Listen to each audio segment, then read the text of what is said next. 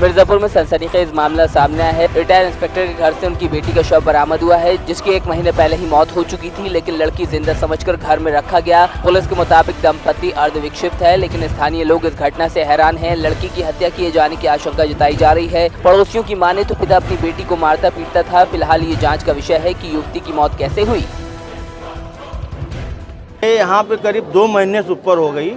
मोहल्ले वालों को कुछ जो है भनक आया, बदबू आई, तो ये सब जो है प्रशासन के पास गए।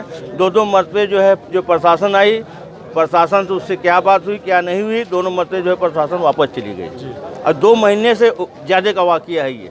आज बताइए जो है पब्लिक सुबह से फ़ोन कर रही है, अब प्रशासन अभी आई है। क्या हुआ है? ये अपनी लड़की को अंदर जो है मार डाला है। कौन है ये दरोगा है। क्यों मारे, क्या कहा? अब अंदर के बात अंदर ही रहेगा, हम तो अंदर जाके देखते नहीं कि अंदर क्या बात है। कुछ तो जानकारी होगी? नहीं, कुछ नहीं। ये दरोगा नौकरी में रिटायर हो गया? ये नौकरी पे, लेकिन दिमाग के कारण इसको जो है बैठा दिया गया है। सर, ये हयात नगर में एक कमरे में बताया जा रहा बदबू आ रही है, वहाँ पे लाश मिली है, क्या है पूरा मामला? हाँ, ये मिर्ज़ापुर शहर के कटरा कोतवाली थाना क्षेत्र में हथिया पाठक की जगह है, जहाँ एक बुजुर्ग रिटायर्ड इंस्पेक्टर पुलिस के रहते हैं। वो और उनकी पत्नी थी, दोनों अर्धविक्षिप्त अवस्था में थे। और उनकी आज पता चला, उनके जब घर वाले आए कहीं बाहर से, तो पता चला कि उनकी लड़की जो है वो 1 महीने पहले से ही मृत अवस्था में पड़ी है। और वो ये मान के कि मृत नहीं है, वहीं स्वयं भी मौजूद थे। और एक बार कभी बदबू आई थी तो पुलिस गई थी इनके यहाँ, लेकिन इन्होंने बताया कि आप किस अधिकार से यहाँ आए हैं, तो इन्होंने विरोध भी किया। तो ये मानसिक रूप से विक्षिप्त हैं और वो नेचुरल डेथ है, वैसे पुलिस जांच कर रही है। लाश किसकी, लड़की की मिली है? किस? हाँ, लड़की की लाश है, इनकी लड़की की लाश है। और ऑलमोस्ट देखने से नेचुरल डेथ लग रही है, लेकिन पुलिस जांच कर रही है। बदबू आने की सूचना भी लोगों ने 15-20 दिन पहले बोला था कि बदबू आ रही है वहाँ पे। हाँ, इनके यहाँ कुछ लोग गए भी थे पता करने की कहाँ से बदबू आ रही थी। इन्होंने कहा कि मेरे घर में कोई ऐसी बात नहीं है। जी जी। और आप किस अधिकार से मेरे घर की तलाशी लेना चाहते हैं? तो इस तरह से कोई चीज़ें प्रकाश में उस समय नहीं आई। आज इनके घर वाले बाहर से आए तो उन्होंने ये बताया कि हमारे पिताजी और हमारी जो बहन थी कुछ अर्धविक्षिप्त थे। और आज हम लोगों ने देखा कि वो डेड बॉडी पड़ी हुई, काफ़ी पुरानी डेड बॉडी है।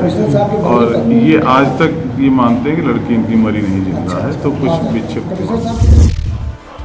कुशीनगर में बीती 14 तारीख को 18 वर्षीय युवक का 3 लोगों ने अपहरण कर लिया था, जिसके बाद 10 लाख रुपए की फिरौती भी मांगी थी। अपहरण की सूचना पर स्थानीय थाने की पुलिस के हाथ पांव फूल गए और अब पुलिस ने अपहृत युवक को सकुशल बरामद कर 3 लोगों को गिरफ्तार किया है। सख्ती से पूछताछ के बाद गिरफ्तार आरोपियों ने बताया कि युवक के पिता कुछ दिन पहले ही विदेश जाने वाले थे, जिसके पास काफी धन है, लिहाजा पिता के दोस्त ने ही घटना की साजिश रची। फिलहाल पूरी घटना का मास्टरमाइंड पुलिस की गिरफ्त से बाहर है। स्थानीय पुलिस क्षेत्राधिकारी, अपर पुलिस अधीक्षक और मेरे द्वारा तत्काल इसमें घेराबंदी की गई और उसमें तत्काल कार्रवाई करने का परिणाम ये हुआ, जिस जगह से कॉल की गई थी इलेक्ट्रॉनिक सर्विलांस का सहारा लिया गया और उनकी लगातार ट्रैकिंग करते हुए पुलिस को उस समय एक बड़ी कामयाबी हासिल हुई, जब ये जो अपहृत युवक 18 वर्षीय युवक था, ये सकुशल बरामद हुआ। इस घटना को विकसित किया गया और इसमें आज 3 अभियुक्तों को गिरफ्तार किया गया है, जिसमें जो ये तीनों अभियुक्त उस बोलेरो वाहन में बैठ के आए थे। इसमें अभी 2 अभियुक्त शेष रह गए हैं। इस जब घटना का और गहराई से पड़ताल की गई तो पता चला कि इसमें जो पिता है, जो वादी मुकदमा है, उनके एक दोस्त की संलिप्तता है और उसको पता था कि ये जो पिता हैं ये नेक्स्ट डे अबू धाबी अपने काम के लिए जाने वाले थे और उनके जाने से पहले इस प्रकार की योजना षड्यंत्र रचकर कारित की गई, जिससे कि उनके जाने से पूर्व एक बड़ी धनराशि अपहरण के नाम पे वसूल की जा सके। अपहृत की सकुशल बरामदगी हुई है और 3 अभियुक्तों को गिरफ्तार कर लिया गया है। इसमें जो घटना में प्रयुक्त बोलेरो वाहन था वो भी बरामद कर लिया गया है। शेष 2 अभियुक्तों के विरुद्ध दबिश की टीमें गठित की गई हैं और शीघ्र उनकी गिरफ्तारी। हर दिन बढ़ रही सड़क दुर्घटनाओं को ध्यान में रखते हुए कुशीनगर में परिवहन विभाग ने सड़क सुरक्षा सप्ताह का आगाज किया। ARTO कार्यालय पर जागरूकता कार्यशाला का आयोजन किया गया। इस मौके पर जिले के ARTO संदीप कुमार पंकज और जनपद के यातायात प्रभारी परमहंस यादव ने कार्यक्रम में मौजूद सैकड़ों लोगों को संबोधित करते हुए यातायात सुरक्षा से संबंधित टिप्स दिए।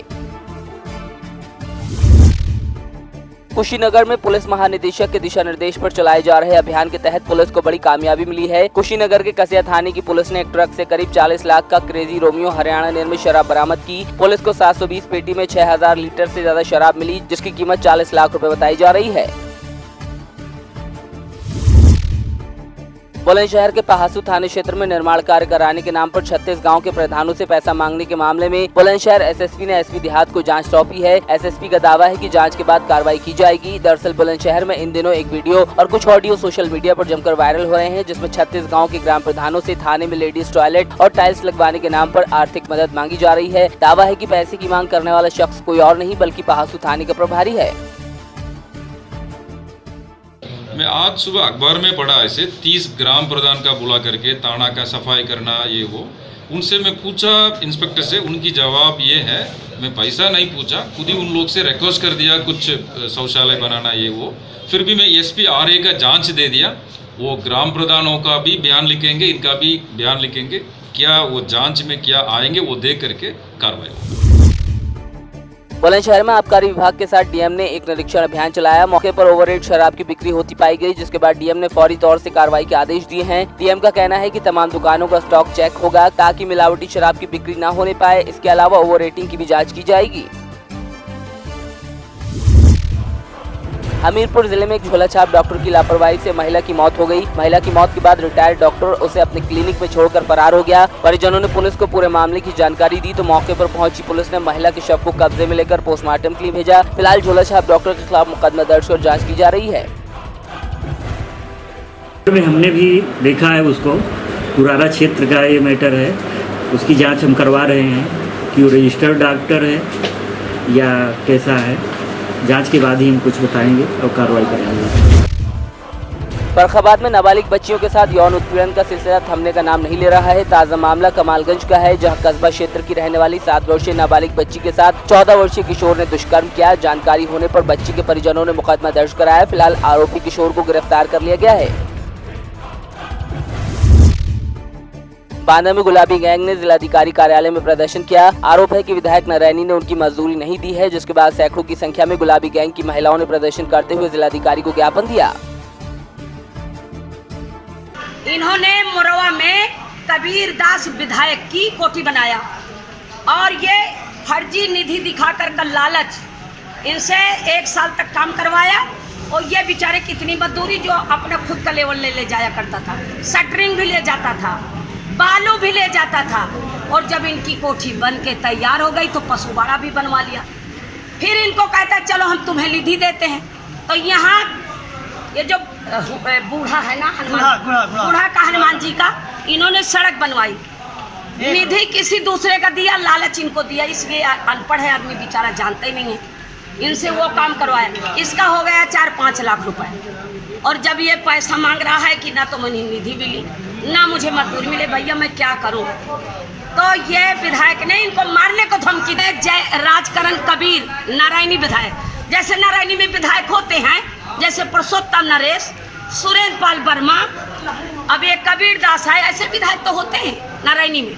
नारायणी के भाग में तो ऐसे ही विधायक बनाए जाते हैं। हाँ, तो अब तो विधायक जी का ना, अगर या तो चुपचाप पैसा दे दे और नहीं तो इसकी हम इतनी छीछल अदर कर देंगे कि सीधे सीधे योगी महाराज सुनेंगे। बांदा में श्रम विभाग नींद से जागा है, जिसके चलते शहर में बाल मजदूरी कर रहे आधा दर्जन बच्चों को मुक्त कराया गया। सभी बच्चों का मेडिकल कराया गया है। जो बच्चे अनाथ हैं उनको अनाथालय भेजा जाएगा और बाकी बच्चों को उनके परिजनों के हवाले किया जाएगा। जो बाल श्रम के विरोध में जो कार्रवाई हमारे विभाग से होती है, उस पूरी प्रक्रिया पर हम कार्रवाई कर रहे हैं और इनका मेडिकल परीक्षण करा लिया है। इसकी रिपोर्ट मिलनी बाकी है। मेडिकल रिपोर्ट के बाद जो बच्चे अजाडस में आते हैं या गैर अजाडस में आते हैं, उनकी यहाँ पर रिपोर्ट ला के भेजते हैं। शहर के अलग अलग इलाकों से पकड़े हैं, पीलीकोठी से कुछ पकड़े हैं, कुछ आपके जिला परिषद से पकड़े हैं और हमारा अभियान लगातार जारी है, चलता रहेगा।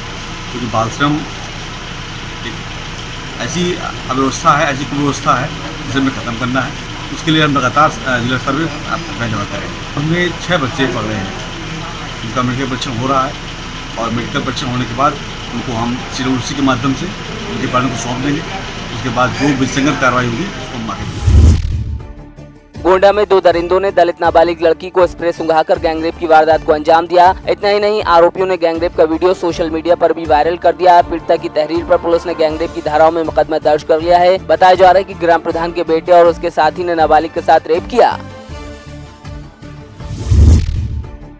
पीलीभीत जिले में प्रशासन और ट्रैफिक पुलिस ने सड़क सुरक्षा सप्ताह मनाया। इस दौरान जिलाधिकारी ने लोगों को ट्रैफिक का पाठ पढ़ाने के साथ कुछ खास स्लोगन लगे स्टिकर उनकी पीठ पर चिपका दिए। बिना हेलमेट बाइक चला रहे चालकों की गाड़ियों पर स्टिकर लगाए तो उनका चालान किया गया। इन स्टिकर्स पर लिखा था कि मुझे अपने परिवार की चिंता नहीं, इसलिए मैं हेलमेट नहीं लगाता। इस दौरान जिलाधिकारी ने नियमों का उल्लंघन करने वाले किसी भी चालक को नहीं बख्शा। बागपत में भूमाफियाओं के हौसले इन दिनों बुलंद हैं। दबंगों ने अब तालाबों पर कब्जा करना शुरू कर दिया है। करोड़ों रुपए से अधिक की कीमत की जमीन पर अवैध कब्जा भी हो गया और प्रशासन खामोशी की चादर ओढ़े है। आलम यह है कि रात दिन अवैध कब्जा किया जा रहा है और इसको लेकर ग्रामीणों में गुस्सा बढ़ता जा रहा है। एंटी भूमाफिया टास्क फोर्स कहां लापता है कुछ नहीं पता। पूरा मामला बागपत की अग्रवाल मंडी टटीरी का है, जहाँ अधिकारियों की मदद से भूमाफियाओं ने जमीन पर कब्जा कर लिया है। एक आदमी हुआ करता था यहाँ पे बलदेवा, जिसकी मृत्यु 1970 में हो गई थी और उसका कोई वारिस नहीं था। वो बेऔलाद या बेवारिस उसकी मृत्यु हुई थी।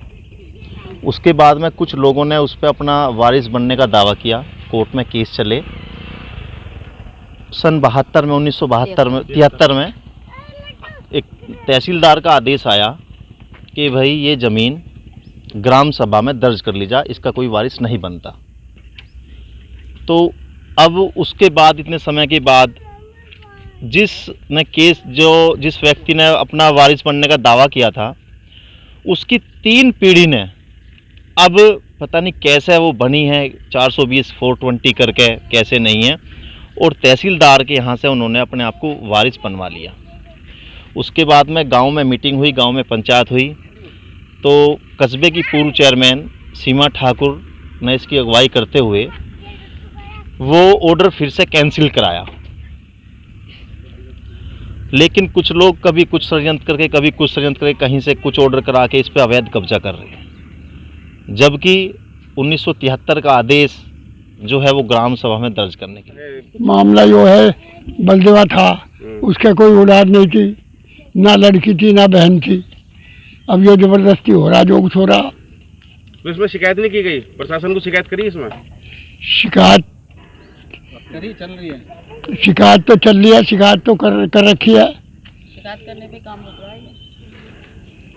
कमिश्नर जारी शिकायत तो क्या कह रहे हैं कमिश्नर साहब? क्या कह रहे हैं कमिश्नर साहब? तो तारीख दे रखी थी, पता नहीं क्या हुआ। बंगाल में डॉक्टरों की हड़ताल का असर कन्नौज में भी देखने को मिला। कन्नौज में जिला चिकित्सालय से लेकर सभी सरकारी अस्पतालों में काम बंद कर दिया गया। साथ ही मेडिकल कॉलेज के जूनियर डॉक्टरों ने रैली निकालकर विरोध प्रदर्शन किया। हालांकि डॉक्टरों ने इमरजेंसी सेवाएं चालू रखी।